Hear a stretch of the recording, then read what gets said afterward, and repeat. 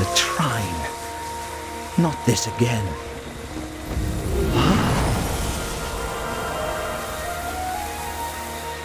Porteous!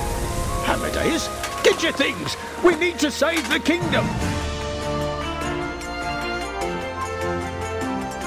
Trine was one of those PC gems from 2009 that steadily spread in popularity.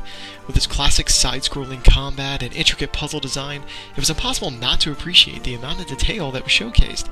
Selling over 400,000 copies across PSN and PC, Trine 2 soon followed, offering a more polished look, new puzzles, and frogs. Is it enough to top the original, or is it another sequel that fails to live up to the hype?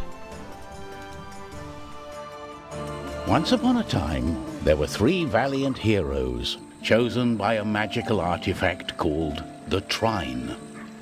You may have heard another tale of how they met.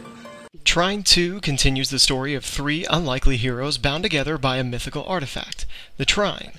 There's Amadeus, the very cowardly wizard, Zoya, the witty and agile thief, and Pontius, the less than intelligent knight. Oh, that looks dangerous.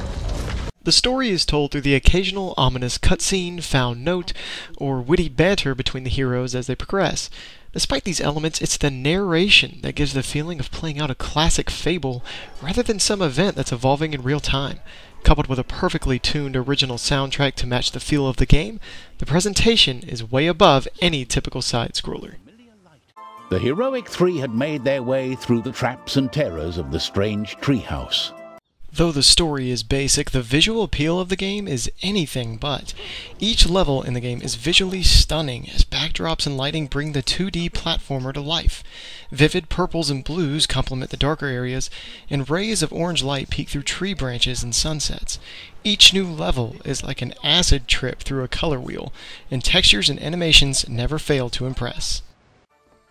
Gameplay in Trine 2 is very similar to the first installment, and 2D side-scroller veterans will feel right at home as you tackle combat, platforming, and various other puzzles. You're able to take control of all 3 characters and switch between them with the press of a button. The constant shuffle of characters is highly encouraged, as each one has a benefit to tackle any situation that arises. The wizard has the ability to conjure platforms by drawing shapes with the mouse, but is vulnerable in combat. The thief is key for platforming with a grappling hook to swing across pits and a bow to take out enemies from afar, and the knight is the go-to for combat with sword and shield in hand and a warhammer to clear out boulders. The balance makes for a constant switch between characters to adapt for each situation as it presents itself. You could technically get through most of the game with one sole character, but their usefulness in each dilemma warrants variation. The platforming is made even more interesting by an in-depth physics engine. You will stumble across many puzzles that consist of transporting water from one source to another destination, using portals to transport objects or players, and many other puzzles that are quite challenging and cleverly designed. Though enjoyable at the start, by the 6th stage you start to feel more like a plumber and less like a hero. The typical approach of moving from point A to point B is much less strict in this title, as a number of situations dare you to challenge the physics engine to construct a way past each puzzle in an unintended manner. This is going to require timing. Intruders! Do you think we'll have to fight them? Between these platforming sequences are the combat encounters. Hordes of goblins, spiders, and other monstrosities will relentlessly throw themselves at you to heed your progress. While you may rely on the knight for these sequences, the thief and wizard can both hold their own with enough practice. Boss encounters are occasional, but beyond the final encounter, it's nothing a few mouse clicks won't solve. Scattered throughout the game are small blue orbs and flasks that gradually level your character as you grab them. Some are dropped from enemies, others strewn across the path, and most are dangled just out of reach. These shiny distractions will leave you attempting a jump again and again, but they are well worth the investment. Every 50 orbs collected grants you a skill point. These can be invested into one of the 3 characters to upgrade their current weaponry or add new abilities. The wizard can spawn multiple platforms at once, the knight will add a flame sword to his arsenal, and the thief can fire explosive arrows. These upgrades become plentiful as the game wears on, but it's important to spread the wealth and not invest too much into a single character.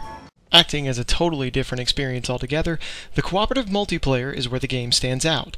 All 3 heroes are now out at one time and must work together to help each other through each puzzle.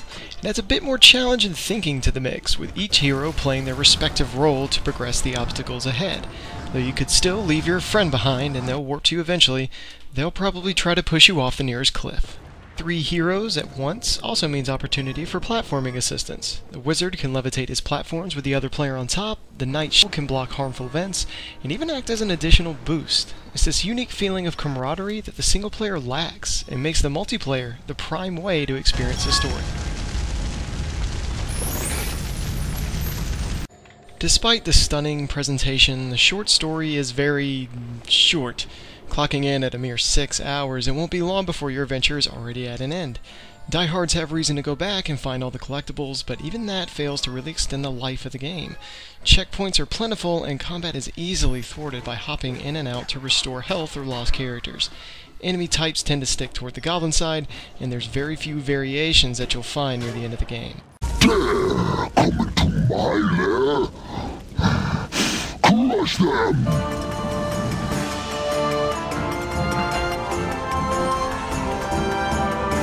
Trine 2 stays true to the formula and risks little in expanding beyond what was already established, but there's little issue with that. Infinitely satisfying gameplay and amazing visuals will keep you entertained from beginning to end. It's an adventure game unlike any other, and a fantastic download to close out the year. They're called coconuts. So there's some huge hairy nuts. No, they're fruit. Shouldn't they be called cocoa fruit then? I don't know.